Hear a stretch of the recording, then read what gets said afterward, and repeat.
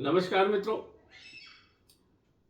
मेरे प्रियजनों, आज बहुत एक महत्वपूर्ण विषय पर अपन बात करने आए हैं जो जरूरी भी है और भारतीय संस्कृति के हिसाब से भी जरूरी है और भारतीय सनातन के हिसाब से भी जरूरी है। माँ जगत जननी का टाइम चल रहा है। अभी ये समय जो है माँ जगत जननी, माँ जगदम्बा का टाइम चल रहा है।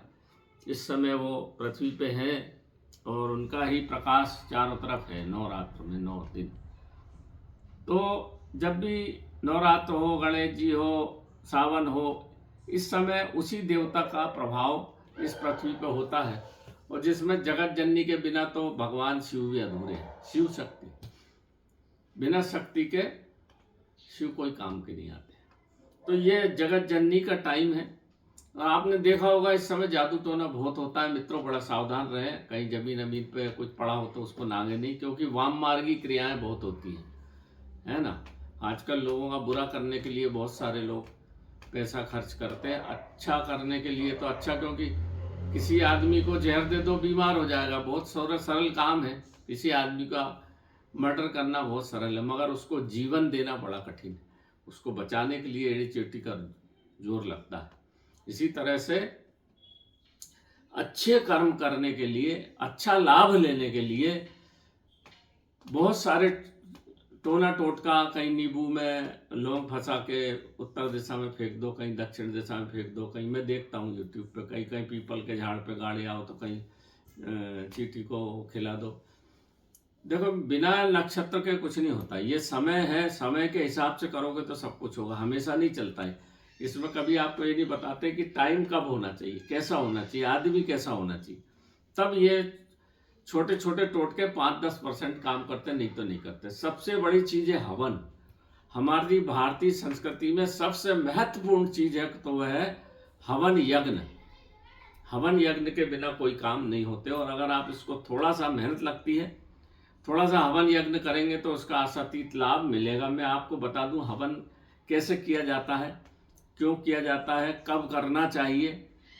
तो ये नवरात्र में तो हवन नवमी और अष्टमी और नवमी को हवन होंगे, सब जगह होंगे। बहुत बड़े बड़े हवन होते हैं। पर आप अपने घर में छोटा सा अनुष्ठान कर लीजिए, मैं आपको बता देता हूँ, तो जिसका आपको आशातीत लाभ मिलेगा। क्योंकि ये वक्त बार बार नहीं आता। माँ भगवती का टाइम साल में 4 बार आती है, 2 गुप्त और 2 उज्ज्वल प्रकट।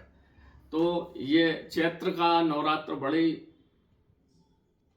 इनमें बड़ी खूबियां हैं।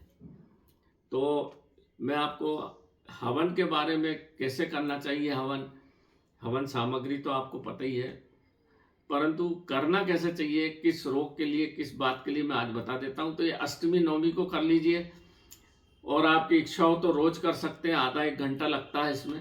रोज कर रहे हैं तो बहुत अच्छा। अष्टमी नवमी को जरूर करें। पूर्ण आहुति देके, जब हवन की पूर्ण आहुति होती तो कन्या को खिलाया जाता है, और कन्या को दान भी किया जाता है। जो यथासंभव हो, दक्षिणा और वस्त्र और मीठा खिलाना जरूरी है, खीर पूरी। तो हवन करने के लिए ऊपर से बता दो, ये है हवन पात्र तांबे का। छोटा सा ले लीजिए तांबे का हवन पात्र। बहुत पुराना, बहुत पुराने जमाने का हमारा चल रहा है, पिताजी का समय की एक याद है। तो पहले तो ऐसा बिछाइए, चावल और जमीन पे, ये कपड़े पे नहीं, चावल और अक्षत बहुत जरूरी है। और ये जो आपका हवन कुंड है, ये उल्टा पिरामिड है। जब आप उल्टा कर, भगवान का मंदिर उल्टा होता है, ऊपर जो गुंबद होता है, तो वहाँ से पॉजिटिव ऊर्जा लेके आप नीचे मंदिर में बैठेंगे तो आपको मिलती है। और ये हवन कुंड का मतलब ये है कि ये वेदी बनी हुई है अलग अलग, जैसा आपका पिरामिड रहता था, यहीं से सीखा पिरामिड बनाना। और अब ये उल्टा पिरामिड हो गया। तो जब हम इसमें आहुति देंगे तो भगवान ले लेंगे, एक दूसरे के उल्टे हैं। मंदिर बन जाएगा तो आपको मिलेगी भगवान की प्रार्थना। और आपको भगवान से प्रार्थना करना है तो उल्टा पिरामिड में। ये किसी ने नहीं बताया होगा, आप तक कोई बताएगा भी नहीं, किसी को पता ही नहीं है तो कहाँ से बताएगा। ये उल्टा पिरामिड, ये भगवान को हमारी स्तुति जा रही है, आहूत जा रही है अग्नि के माध्यम से। हमारे शरीर में भी अग्नि है और दुनिया में भी अग्नि है, बिना अग्नि के कुछ नहीं चलता। अब आप इसको ऐसा रख दें, ये रख दिया। अब भगवान से प्रार्थना करके, अग्नि हमेशा कपूर से प्रज्वलित की जाती है। अग्नि यहाँ पे रख के हाथ जोड़ के प्रार्थना करके कि हम किस लिए कर रहे हैं, अग्नि प्रज्वलित कर लें। उसका एक मंत्र है, मंत्र नहीं आता हो तो प्रार्थना कर ले। और संविदा की लकड़ी ऐसी लगना चाहिए, ऐसी ऐसी लगा के जलाइए उसको, समझ गए? ऐसी ही लगेगी लकड़ी, एक के बाद एक अच्छे से जमा लें, ये ऐसी जमा दें और फिर उसको जलने दें। फिर वो अपने आप गिर जाए अग्नि से जल के तो वो एक अलग बात है, पर रखना आपको ऐसी है। थोड़ा सा जमा के रखेंगे तो रख जाएगी, जैसे अभी रखी थी पहले।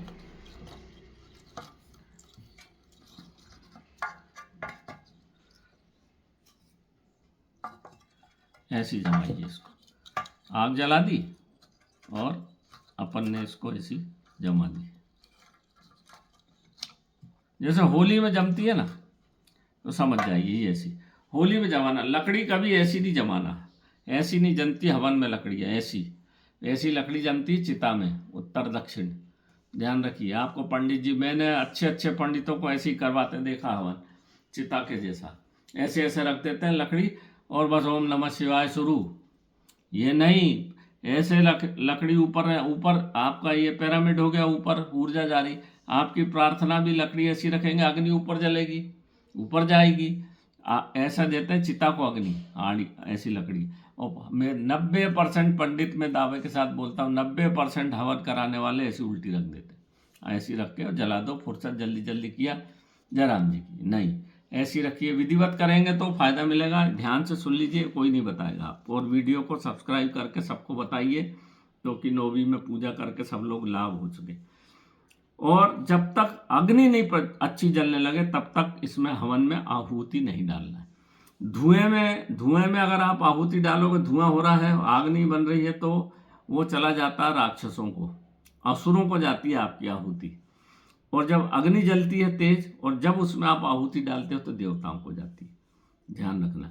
आहुति कैसे देना है, आहुति देने का तरीका देखिए। ऐसे ये गई, ये आहुति होती, 3 उंगली, 1 अंगूठा 2 उंगली, ये ऐसे देंगे तो देवताओं को जाएगी, और ऐसे देंगे तो असुरों को जाएगी। कोई मतलब की नहीं, ऐसे नहीं देना, ऐसे ऊपर हाथ कर, हर चीज ऊपर, तब देवताओं को जाएगी। समझो मतलब को।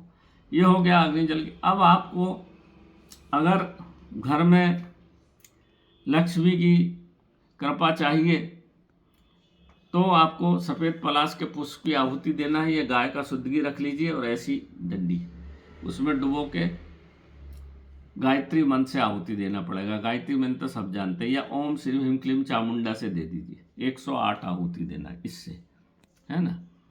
और अगर घर में लड़ाई झगड़ा सुख शांति के लिए आपको आहुति देना है तो ये लाल पलाश के फूल की, ये लाल पलाश का फूल है, 108 आहुति इसकी दे दीजिए, ऐसे घी में डुबो के।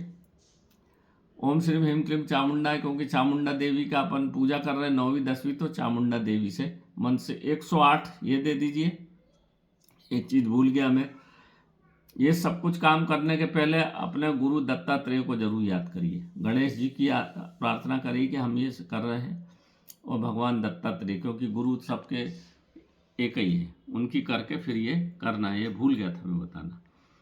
तो ये फिर आपको 108 इससे, और लाल पलाश की लकड़ी ले आइए, छोटे छोटे टुकड़े, इतने बड़े बड़े, ये देखिए उंगली से 1.25 उंगली, और इससे दे दीजिए 108 आहुति। तो क्या होगा, घर में सुख शांति होगी, बीमारी आजारी भागेगी। और इसलिए इसके फूल के रंग से होली में होली खेली जाती थी कि ठंडक रहे, क्योंकि गर्मी आती है। और तो जब इसकी आहुति देते हैं हम तो देवी को जाती है, तो घर में सुख शांति होती है। ये है बगलामुखी का पुष्प है। ये बगलामुखी के यहाँ जब आप जाएंगे तो बगलामुखी का एक हवन होता है, उसमें ये सेमल जानते हैं आप, सेमल बहुत ठंडा वृक्ष होता है और भगवान शिव को बड़ा प्रिय है। इसके पुष्प की आहुति दी जाती है। इसके पुष्प की वही घी में डुबो के ओम श्री ह्रीम क्लीम चामुंडाय विच्चे से दे दीजिए 108 आहुति, या ओम नमः शिवाय से दे दीजिए, जो आपकी इच्छा हो। देवी के मंत्र से देना चाहिए, तो आपके घर में सुख शांति और बीमारी चली जाएगी। आपके घर में अगर बहुत दिन से कोई बीमारी है, जा नहीं रही है, उसको हवन के पास बिठाइए। और गूलर वृक्ष को सब लोग जानते हैं। गूलर वृक्ष की इतनी बड़ी बड़ी डंडी लीजिए, गूलर वृक्ष की डंडी, और उससे 108 आहुति गूलर वृक्ष से दे दीजिए माँ चामुंडा के नाम से। ओम श्री ह्रीं क्लीं चामुंडाय विच्चे। चाहे आप जब जिससे भी दें, जब गूलर से दे दें तो आपके घर की बीमारी चली जाएगी, जामुन से देंगे तो घर में शांति होगी, विवाह संबंधी काम होंगे, है ना, और कोई अटका हुआ काम हो आपका तो वो हो जाएगा। नीम से भी देते हैं, नीम की आहुति से भी देवी को मान के उसकी आहुति देते हैं। घर में भूत प्रेत बाधा हो तो पीपल की आहुति, पीपल की लकड़ी की आहुति देते हैं, तो ये सब काम हमारे बनने लगते। इस तरह से आप याद रखिए, बीमारी के लिए गूलर की दे दीजिए, ये पुष्प तो मिल ही जाएंगे, इनकी दे दें तो सबसे अच्छा, सब काम अपने इन 2 पुष्पों से हो जाते हैं। एक बार इससे 108 दे दीजिए, 10 मिनट लगते हैं, और इसकी लकड़ी से नहीं देना, सेमल की लकड़ी से नहीं देना, सफ़ेद ये लाल पलाश की लकड़ी से दे देना। ये आहुति देने के बाद जब पूर्ण आहुति का समय आए तो ओम नमः शिवाय से 5 आहुति ओम नमः शिवाय से दे दीजिए इसी पुष्प से, और 5 आहुति गणेश से दे दीजिए, और सबसे बाद में 21 आहुति, चाहे आप ये पूरा हवन किसी से भी करें, 21 आहुति अष्ट भैरवाय नमः बोल के दे दीजिए। भैरव की पूजा अगर नहीं करेंगे आप तो देवी आपकी की हुई पूजा को ग्रहण नहीं करेगी। भैरव उनके पुत्र हैं, 24 घंटे उनकी सेवा में रहते हैं। तो 21 आहुति अष्ट भैरवाय नमः, तो 8 प्रकार के भैरव को ये आहुति मिल जाती। ओम श्री अष्ट भैरवाय नमः, ओम श्री अष्ट भैरवाय नमः, ओम श्री अष्ट भैरवाय नमः, ये हो गया। ओम श्री हनुमंते नमः। भैरव और हनुमान लंगूर वीर कहलाते हैं माँ काली के, तो लंगूर वीर 21 आहुति उनके दे दीजिए।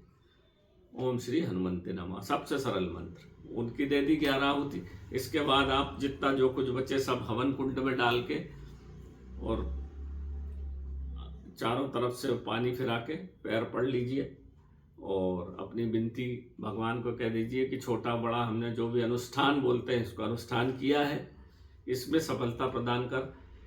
प्रेम पूर्वक आपने जो भोग बनाया, नैवेद्य बनाया है कन्याओं को खिलाने के लिए, इसमें थोड़ा थोड़ा सब मिला के डाल दीजिए।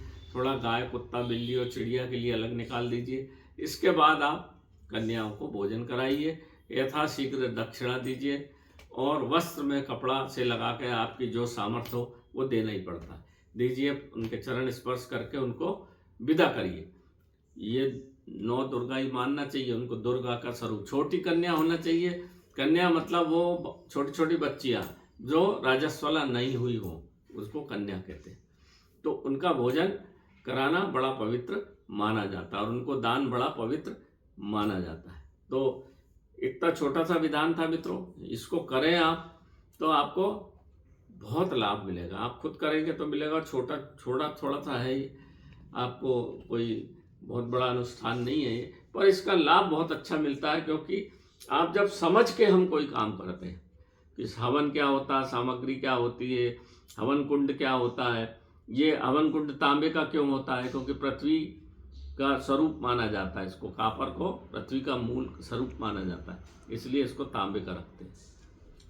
तो ऐसी चीज़ें हैं जो आपको जब अर्थपूर्ण चीज़ पता हो कि आप करेंगे ना तो उसका महत्व होगा और उसका फल भी मिलेगा। अब आपको मालूम नहीं है इसलिए पंडित जी कुछ भी करा के चले जाते हैं और फिर उसका कोई लाभ नहीं मिलता। लोग बोलते हैं हमने हजारों हवन कराए, यहाँ गए, वो धाम गए, फलाना गए, निकाला गए, हमको लाभ नहीं मिला, पैसा खराब हो गया। आप खुद तो ज्ञान प्राप्त करते नहीं, खुद आपको पता नहीं और दोष दूसरों को देते हो। खुद पता करके अगर हम चीज़ करेंगे, पढ़ेंगे, थोड़ा समझेंगे, देखेंगे तो आपको अच्छा लाभ मिलेगा। तो नमस्कार मित्रों, मैं पंडित अखिल शुक्ल, जय महाकाल आयुर्वेद। ये छोटी सी बात थी, मैंने बता दिया आपको, इसको करिए, यथापूर्वक लाभ लीजिए। नवरात्र की सबको शुभकामना, भगवान सबका भला करे, माँ भगवती सबको भला करे। नमस्कार।